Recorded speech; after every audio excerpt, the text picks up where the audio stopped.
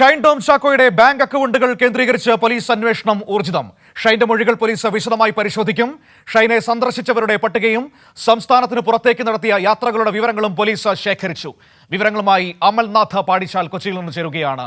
അമൽ, ഷൈൻ ടോം ചാക്കോയെക്കുറിച്ച് വിശദമായി പരിശോധിക്കുകയാണോ പോലീസ്? ഇയാളുടെ സാമ്പത്തിക ഇടപാടുകൾ, ബാങ്ക് അക്കൗണ്ടുകൾ, ഫോൺ രേഖകൾ, യാത്രാ വഴികളൊക്കെ സമഗ്രമായി അരിച്ചുപെറുക്കുകയാണോ പോലീസ്? മനു, തീർച്ചയായും അന്വേഷണം ഊർജിതമാക്കുന്ന ഒരു ഘട്ടത്തിലേക്കാണ് നിലവിൽ കടന്നുകൊണ്ടിരിക്കുന്നത്. ഈ ഷൈൻ ടോം ചാക്കോയുമായി ബന്ധപ്പെട്ട് കൂടുതൽ വിവരശേഖരണത്തിലേക്ക് കടക്കും. ഇതിനായി അടുത്ത ദിവസം നോർത്ത് പോലീസ് സ്റ്റേഷനിൽ ഇദ്ദേഹത്തിന് ഹാജരാകുവാനുള്ള നിർദ്ദേശങ്ങൾ നൽകിയിട്ടുണ്ട്. അതിനു മുന്നോടിയായി നിലവിലിപ്പോൾ കഴിഞ്ഞ ദിവസം ഷൈൻ നൽകിയ മൊഴി കൂടുതൽ പരിശോധനയ്ക്ക് വിധേയമാക്കിയിട്ടുണ്ട്.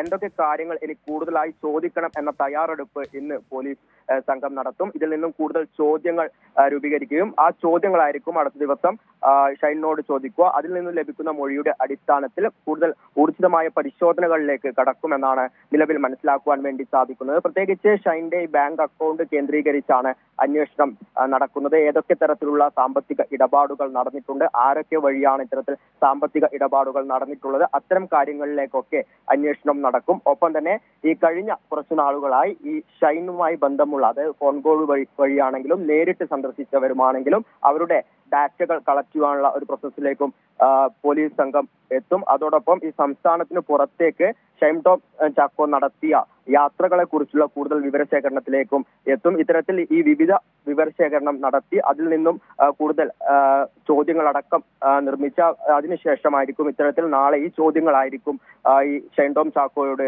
ചോദിക്കുക. അതേസമയം തന്നെ കഴിഞ്ഞ ദിവസം ഈ ഷൈൻ ടോം ചാക്കോയുടെ സാമ്പിളുകൾ എറണാകുളം ജനറൽ ആശുപത്രിയിൽ പരിശോധനയ്ക്ക് എടുത്തിരുന്നു. മുടിയുടെയും ഒപ്പം തന്നെ നഖത്തിന്റെയും സാമ്പിളുകളാണ് പരിശോധനയ്ക്ക് എടുത്തിട്ടുള്ളത്. ഇതിന്റെ ആ ഒരു ഫലം കൂടി വന്നാൽ അന്വേഷണം മറ്റൊരു രീതിയിലേക്ക് കടക്കുമെന്നാണ് നിലവിൽ മനസ്സിലാക്കുന്നത്.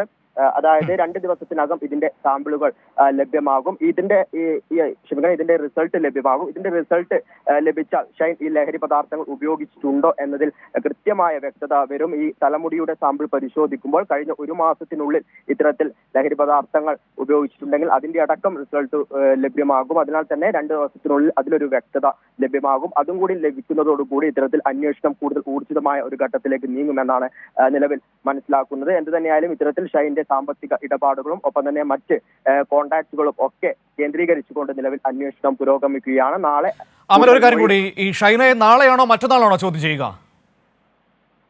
മനു, നാളെ ഇത്തരത്തിൽ നോർത്ത് പോലീസ് സ്റ്റേഷനിലേക്ക് എത്തുവാനാണ് ഷൈനി നിർദ്ദേശം നൽകിയിരിക്കുന്നത്. ശരി, അതൊരു കൺഫ്യൂഷൻ തോന്നിയിരുന്നു, അതുകൊണ്ട് ചോദിച്ചാണ്. ചിലരൊക്കെ മറ്റന്നാൾ എന്ന് പറയുന്ന ഒരു വാർത്ത നൽകുന്നുണ്ടായിരുന്നു. ആ പശ്ചാത്തലത്തിൽ ഞാൻ ഒന്നുകൂടി ഉറപ്പിച്ചതാണ് നാളെ തന്നെയാണ് അയാളെ ചോദ്യം ചെയ്യുന്നത്.